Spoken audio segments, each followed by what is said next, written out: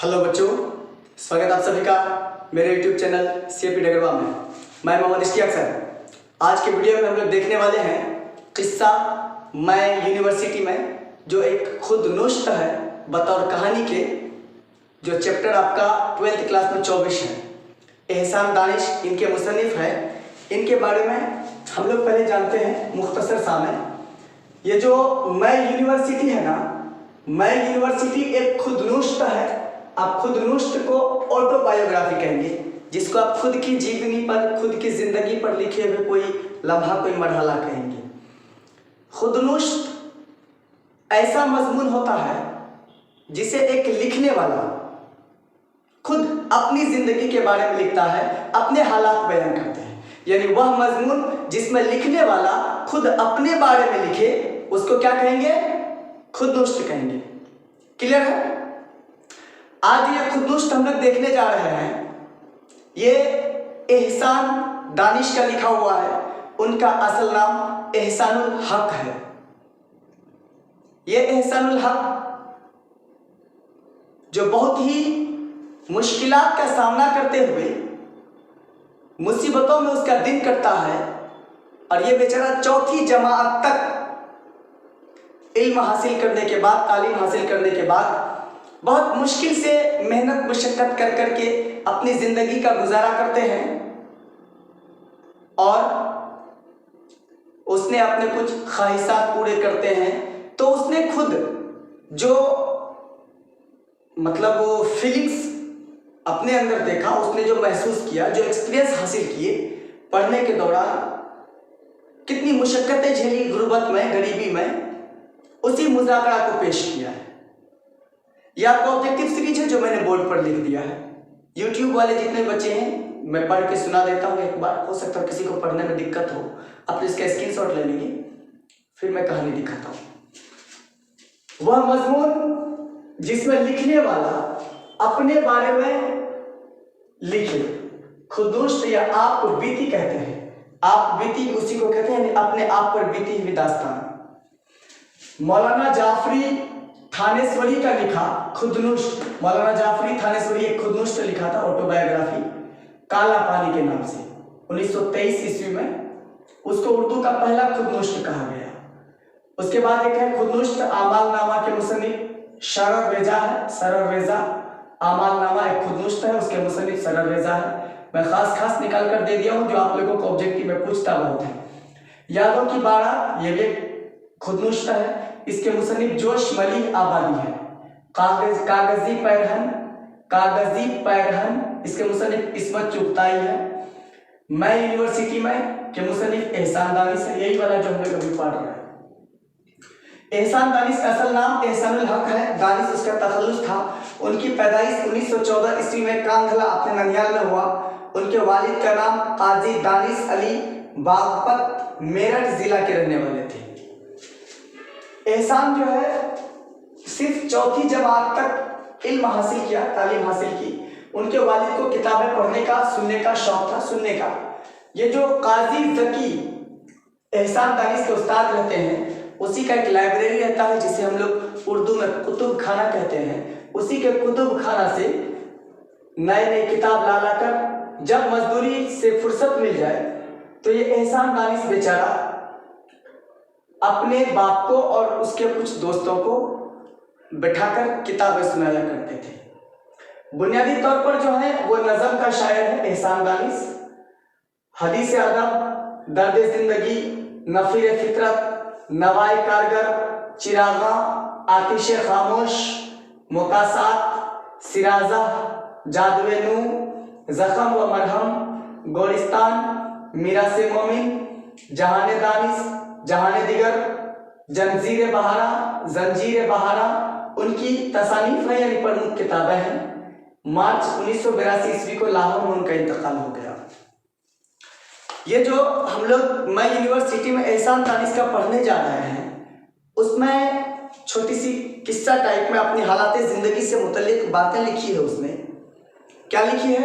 एहसान दानिश लिखते हैं कि जब मैं 4ठी जमात में था, तो घरेलू हालात इतने अच्छे नहीं थे कि मैं आगे अपनी पढ़ाई को जारी रख सकता। तो मैंने चौथी जमात में ही अपनी पढ़ाई छोड़ दी। बहुत सारे जगह पर कुदाल, फावड़ा, इन सब चीज़ों के सहारे मैंने छोटे मोटे काम किए। फिर एक वक्त ऐसा आया जब मैं अपने वालिद के संग लाहौर आया, तो लाहौर में पंजाब यूनिवर्सिटी, एक यूनिवर्सिटी का नाम है जो लाहौर में है। कोई गलती से ये ना समझेंगे कि पंजाब का यूनिवर्सिटी है। यूनिवर्सिटी का नाम है पंजाब यूनिवर्सिटी। जैसे मान लीजिए पूर्णिया कॉलेज पूर्णिया, बदकिस्मती से पूर्णिया में है।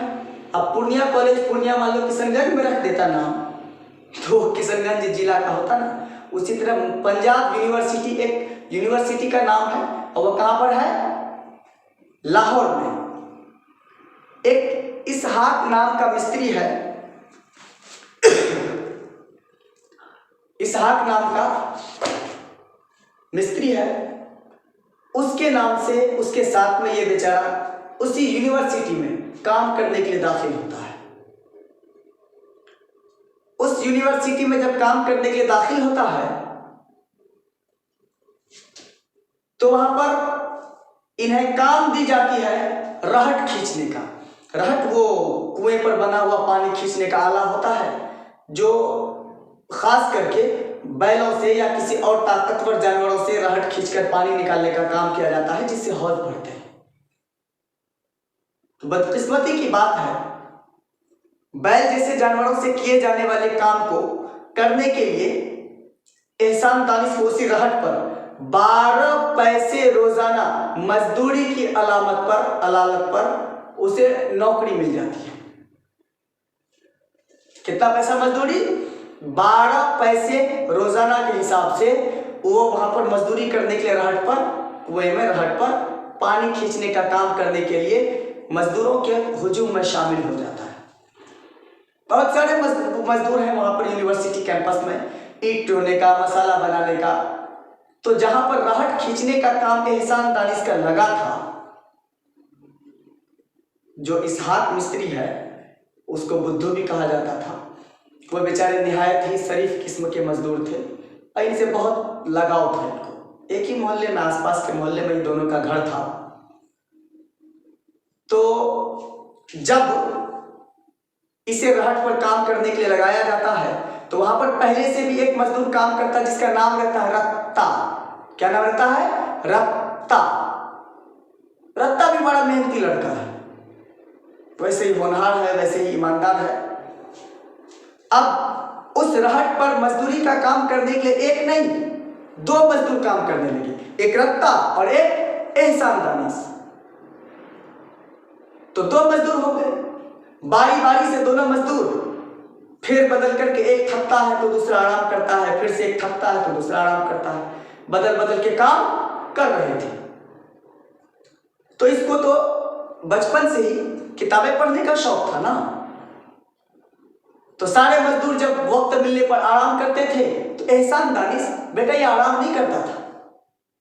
इसे शौक किताबें पढ़ने का इतना बुरा लत लग गया, ऐसी आदतें हो गई कि जब इसे काम करते करते जब फुर्सत मिले, जब आराम करने का मौका मिले तो ये किताब पढ़ने लगते थे। एहसान दानिश लिखते हैं कि जब मैं किसी रोज किसी दिन काम करते करते थक जाता था और आराम करने के वक्त मैं किताबें पढ़ता था, और किताब पढ़ते मुझे उसी हालत में नींद आ जाती थी, तो मेरे बदले रत्ता जो एक मजदूर था वहां पर पहले से काम कर रहे थे, वो मेरे बदले रहट खींच दिया करता था। जब एहसान दानिश किताबें पढ़ते पढ़ते थक जाते थे और नींद आ जाती थी थकावट की वजह से, काम से भी थका हुआ था, तो उसके बदले रत्ता नाम का जो मजदूर था वो रहट खींच दिया करता था। अब इसे गौर से सुनिएगा, यहां से आप लोगों को सवाल देता है। काफी दिनों तक यह सिलसिला चलता है।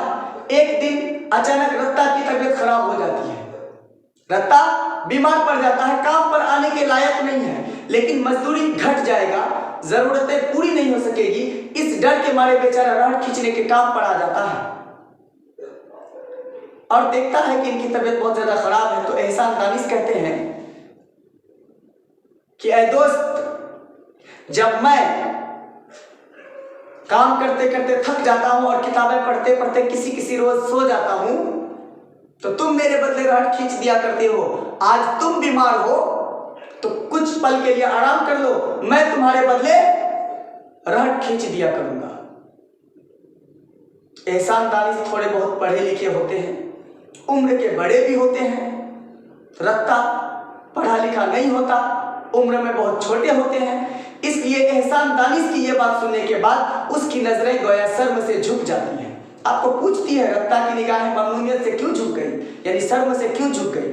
तो यही बीमार पड़ने के बाद जो एहसान दानिश उसको कहता है कि ऐ दोस्त, तुम बीमार हो, मैं भी जब आराम करता हूं तो तुम मेरे बदले रहट खींच दिया करते हो। आज तुम बीमार हो तो तुम आराम कर लो, मैं तुम्हारे बदले रहट खींच दूंगा। यही बात सुनने के बाद रत्ता की निगाहें शर्म से यानी ममनूनियत से, गैरत से झुक जाती है, जैसे कि बहुत बड़ा एहसान करने के बारे में एहसान दानिश उसे कह दिया। आखिरकार वो रहट खींचने उसे नहीं देता है। अपने हिस्से का जितना उसको वक्त मिलता है, जितना उसके हिस्से में वक्त आता है रहट खींचने का, बेचारा खींचता है। और भी कुछ दिन ऐसे ही मामला चलते रहते हैं। एक दिन रत्ता बहुत ज्यादा बीमार पड़ता है और उसको खून की कुछ उल्टियां होती है, कुछ दस्त होता है, झाड़ उल्टी जिसको हम लोग बोलते हैं अपनी भाषा में। ये बेचारा रत्ता की मौत हो जाती है। बहुत अफसोस की बात है, रत्ता के मरने के बाद रहट पर जल्दी मजदूर नहीं मिलता। एक मुंशी जी जो उसी यूनिवर्सिटी कैंपस में काम करते हैं, उस मुंशी का लड़का को लाकर उनका बाप काम पर लगाता है। लेकिन कहते हैं कि 5 से 6 दिन काम करने के बाद मुंशी के लड़के को भी 1 से 2 खून के दस्त हुए और वो डर के मारे उसने भी काम छोड़ दिया। फिर एहसान दानिश अकेले वहां पर म्यांमारों यानी इंजीनियरों के कहने पर